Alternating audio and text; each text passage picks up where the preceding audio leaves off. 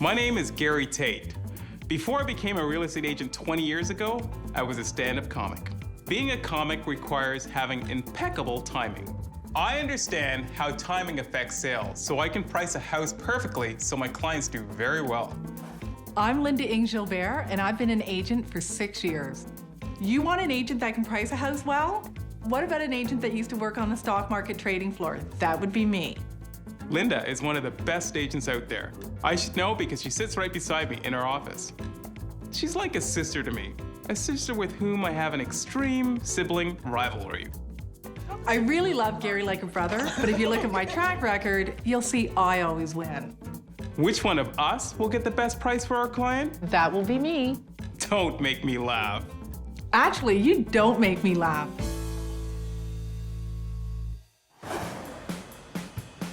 I've been hired by my clients, Mike and Allison, to sell their 3-bedroom, fully detached Century home. It's located just a short walk from the subway. Your house is gorgeous. It shows beautifully. Oh, great. Mike and Allison have already bought a larger home, so I need to sell this one fast because they cannot carry 2 mortgages. I've been hired by my client, Andrea, to sell her very cute semi with an apartment on the 2nd floor and located in a great urban neighborhood. A lot of people are looking to get an investment property. I think the place shows really well. Okay. Andrea's moving out of the province, so I need to sell her house as quickly as possible so that she can begin the next chapter of her life. To determine the market value of Mike and Allison's Century home, I researched what 3-bedroom, fully detached houses would sell for in their neighborhood. And the recent history of sales showed a wide range of prices, from $430,000 to $517,000. Mike and Allison's home is the epitome of old world charm. With contemporary updates. The house would be perfect for a growing family. But because this is a family home and those buyers want parking, which this house does not have, I'm going to start in the middle of the range of comparables, $499,000, an add-on based on the house's best qualities. The gorgeous kitchen has a walkout to a deck that overlooks a mature yard, so I'm adding $20K to the value. The basement has been fully finished and has a cozy fireplace. This adds $10,000 to the value. The new bathroom has a really cute dresser vanity and a large soaker tub. I think 2 people could fit in that tub. This adds $10,000 to the value. So I estimate that the market value of Mike and Allison's house is $539,000. But I think that Mike and Allison will want to list higher. I think we should go with $539,000. Considering that I was hoping that it'd come in sort of halfway between $550,000 and $600,000, I figured that the pricing strategy would probably be above $550,000. You're probably going to get an offer in between $530,000 and $540,000. But my goal is hopefully to get 2 people bidding at the same time. Usually when you do get an offer, there's usually 1 or 2 people looking at it at the same time. And then the offers will stop for a week or 2, and then everybody seems to buy at the same time. Okay. My strategy is to set the list price at market value, at $539,000. And accept offers as they come. This house is fantastic, and I really do believe we can get 2 offers in at the same time. We can pit the buyers against each other to get my goal price of $550,000. Thanks, Gary. Thank you so much. Show me what you got, sister. Okay, funny man, just watch me. To price Andrea's house, I researched recent sales in her neighborhood to come up with an estimate on its current market value. I looked at other comparable 2-story semis with income potential and what they had been selling for. And I found a range of sales starting from $380,000 up to $450,000. Andrea's house is really sweet. This house is catered to a first-time buyer. Both the main floor and the 2nd floor units have been really well maintained. It's totally turnkey. But because the house has no parking, I'm going to start in the middle of the range at $399,000 and add to the price based on some really nice features in the house. My client Andrea has installed beautiful bamboo flooring. I'm going to add $10,000 to the price for the floors. I think what buyers will love most is the walkout to the lovely backyard. For the city, that's quite a huge lot, so I'm adding $15,000 as a premium for the backyard. The second floor ceiling has been opened up cathedral style, making the apartment seem much more roomy. I'm adding $5,000 for that. So I put the market value of Andrea's house at $429,000. I think if we price it at $429,000 and do the offer day in 7 days, we'll have an optimistic result. Okay, that sounds really good, Linda. My strategy is to put the house out at market value, $429,000. And take offers in 7 days to get lots of buyers through here. To get my goal price of $429,000. $429,000 on offer night. Perfect. Thanks so much. Thank you, Linda. See you at your open house, Gary. There'll be no mercy for me. Today, I'm having an agent's open house. This is lovely. Oh my. Oh, this is nice. Everything about this house is good. I could have sold this, but there's no parking.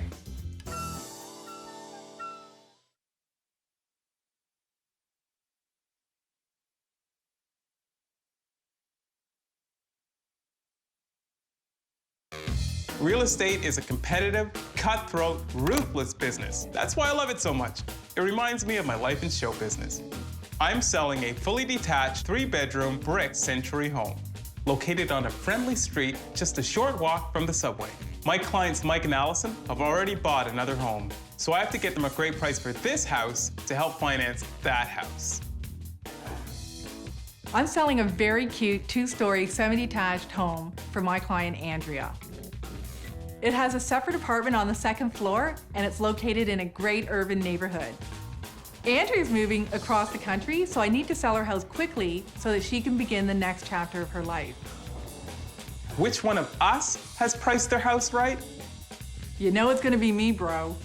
Did you just call me bro? Today, I'm having an agent's open house for my clients, Mike and Allison. A jury of agents who work in the neighborhood will preview the house for their buyers. I don't particularly like real estate agents. They could be a little phony at times. Darling, you look fabulous. Oh, I love the hugs. I love the kisses. We have great energy, Yes. huh? Sexual. But the agent's open house is very important for our job. If these agents think that the price is correct, then I'll get my goal price. Maybe it'll be Linda who brings me a buyer with lots of cash. The outside brick is absolutely stunning. I really like the outside look of it. This is lovely. Oh my. I like this. I like the ceilings. I like the original ceilings, but yet it still looks modern in here. Looks good. Oh, nice. Great exposure, very private. You've got a really awesome backyard. It's a cute little basement. Yeah. Everything about this house is good. There's lots of pros here, but there's also lots of cons. The floors in the kitchen are very slopey. I would have done a pre-inspection report to uncover if there's any structural issues, because the floors are quite sloping. It's a little deceiving because the main floor looks quite a bit, is larger, and then when you get upstairs, typical of an older home like this, it's quite small. Okay, there's no closet here. There's absolutely no storage in any of those bedrooms. Well, this space used to be the original closet. This is a century home. They only had 3 outfits back then. They didn't need storage. Buyers of family homes want storage, and this is going to be a problem for you, Gary. Don't like the staircase. The staircase going into the basement was just a hazard. Narrow and angled, and I had actually a hard time going up and down it. Watch someone go up on their hands. Stand sideways. You'll get wedged in the... The staircase going down to the basement was a little bit tight. I had to squeeze in to get by. The ceilings in the basement are very, very low. If you have someone who's 5'7" or higher, then you're going to have a little bit of an issue in the basement. Watch your head.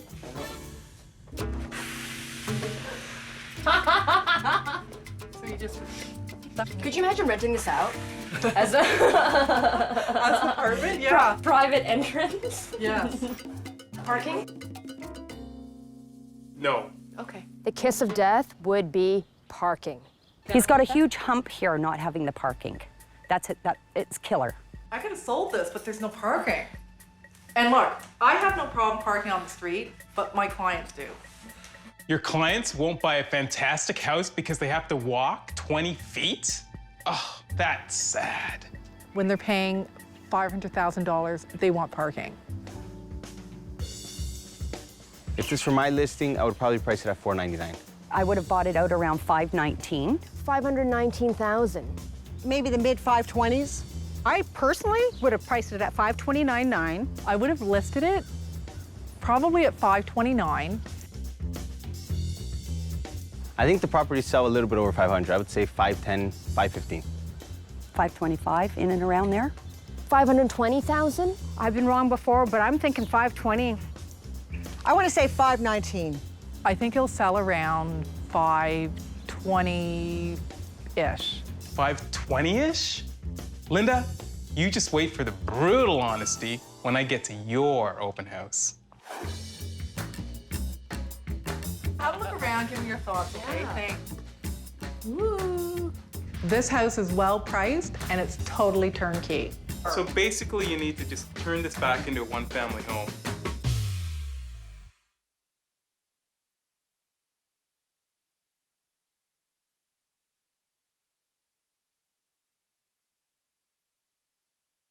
Real estate agents love to complain, I could have sold this, but there's no parking. and they did a lot of complaining at my agent's open house. It's quite small. I think the properties sell a little bit over 500. I would say 510, 515. I think it'll sell around $520-ish. Does the lowball prediction come from jealousy, Linda? Because I'm sexier than you are? Is that supposed to be funny, Gary? Today is my agent's open house for my client Andrea's super cute 2-apartment semi. I see the agents coming through today as a jury of my peers. Their opinion means a lot to me, especially when it comes to price. Have a look around, give me your thoughts, okay? Thanks. Gary didn't like what I had to say at his agent's open house, so he's gonna be a little crabby today. There's dog poo out there. The house showed well. It was nice. It was cute. You always have the cutesy listings. Cute two-piece. I walk in, I feel it right away. I can tell whether it's good. What do you think of the yard? The yard is nice. I like the cathedral ceiling in the apartment. Woo. It's really smart when you put carpet on a second-floor apartment because it really insulates and breaks down the noise. This house is well priced and it's totally turnkey.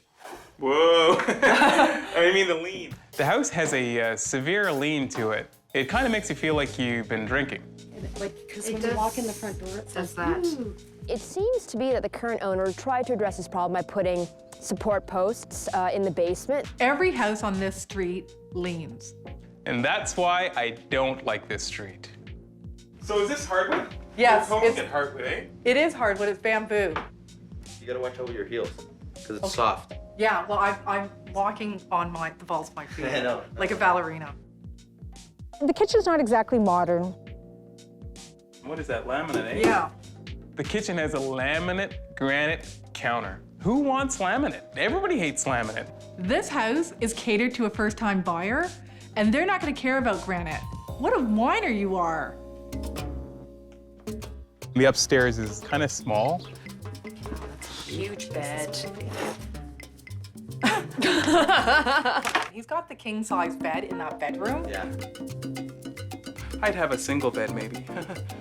Well, the bed isn't going to stay there.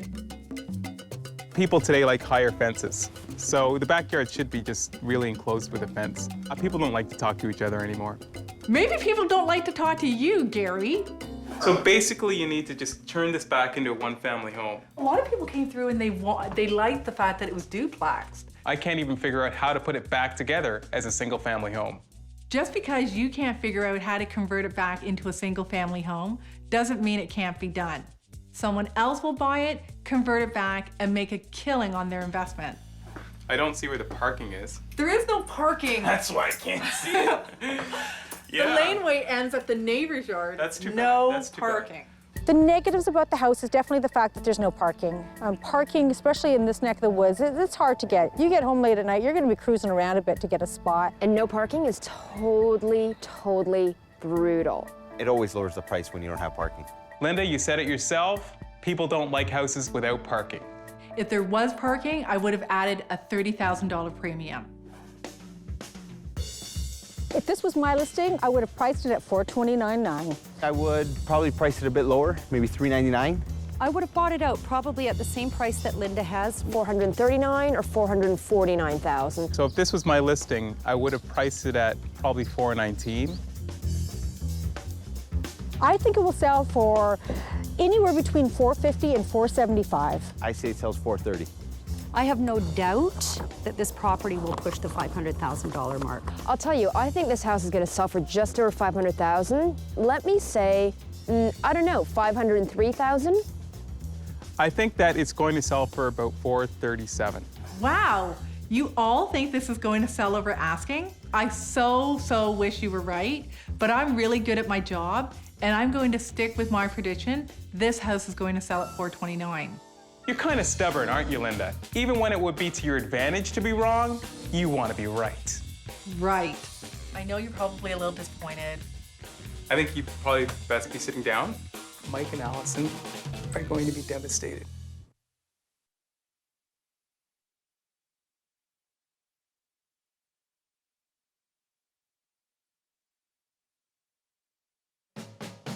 To get the best price for my clients, Mike and Allison's house, I set the list price at market value at $539,000, hoping to get 2 offers in quickly to create a little bidding war and get my goal price of $550,000.